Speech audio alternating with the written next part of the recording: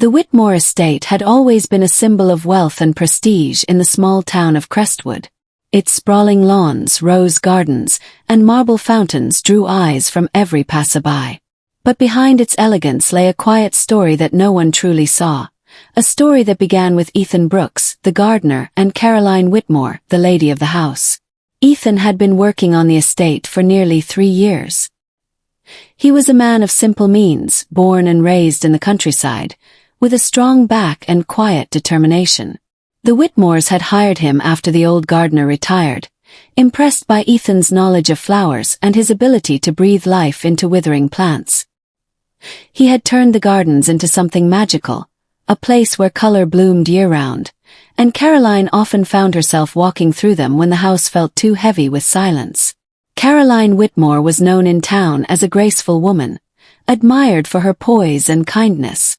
Her husband, Richard Whitmore, was often away on business trips, managing his family's financial empire. Their marriage, though proper on the outside, lacked warmth. Caroline had grown used to spending her evenings alone in the grand halls of the estate, the silence broken only by the ticking of the antique clock in the living room. It was during those lonely hours that she found herself wandering into the garden, where Ethan always seemed to be, tending to the flowers under the fading light.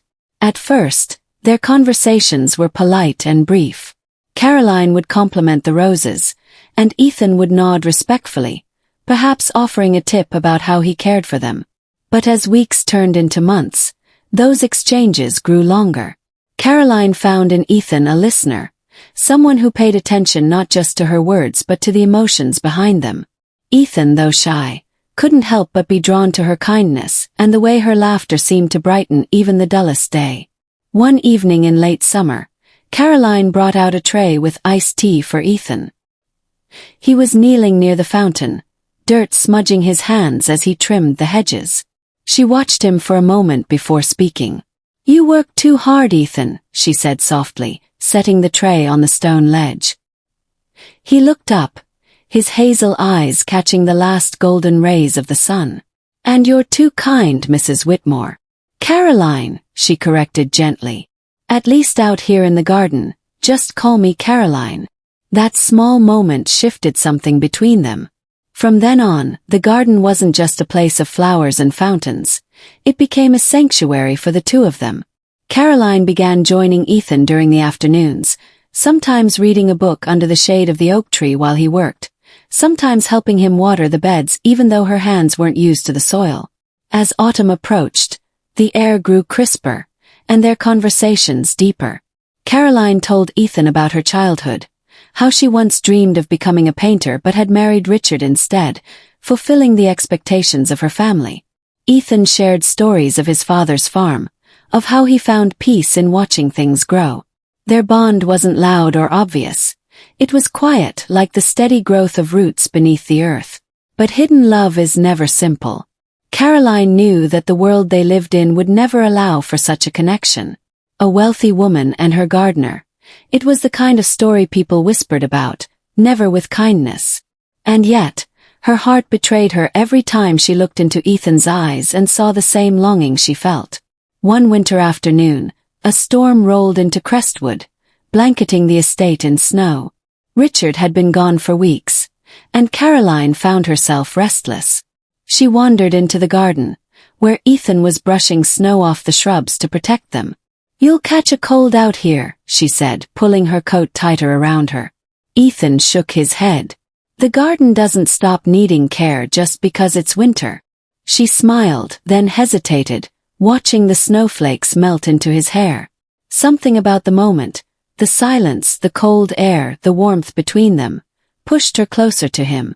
Without thinking, she whispered, "Ethan, do you ever feel like you belong somewhere else?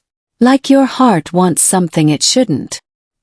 He froze, his breath visible in the air, and for a moment he didn't answer. Then quietly he said, "Every day, Caroline." The weight of their feelings hung in the air, unspoken but undeniable. They didn't cross any lines that day, but their secret was no longer just glances and conversations. It was a bond they both knew was dangerous yet irresistible. Spring brought the estate back to life, with tulips and daffodils blooming under Ethan's care. Caroline spent more time in the garden than ever. To outsiders, she was simply admiring the beauty of the grounds, but to her, every visit was a chance to be near Ethan. He never touched her hand, never stepped too close, but the tension between them was like a string pulled taut.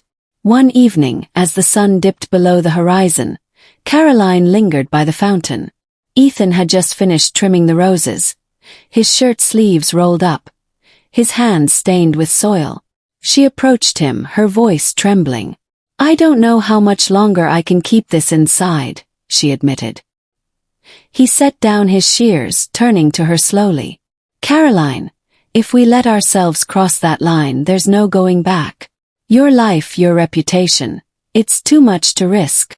Tears welled in her eyes because she knew he was right. And yet, when he gently brushed a tear from her cheek with his roughened hand, the world seemed to disappear.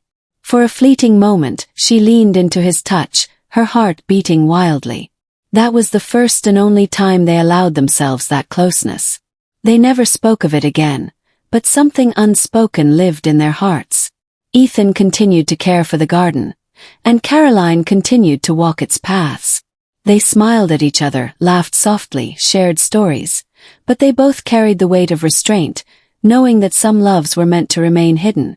Years later, Caroline would sit by the fountain, now older, her hair touched with silver. Ethan had long since moved on, leaving the estate to start his own small nursery in town. But she would think of him often, of the gardener who had shown her what it felt like to be seen, truly seen, when the world had made her invisible. And though their love had been hidden, it was real, rooted deep in the soil of that garden, where roses still bloomed every spring.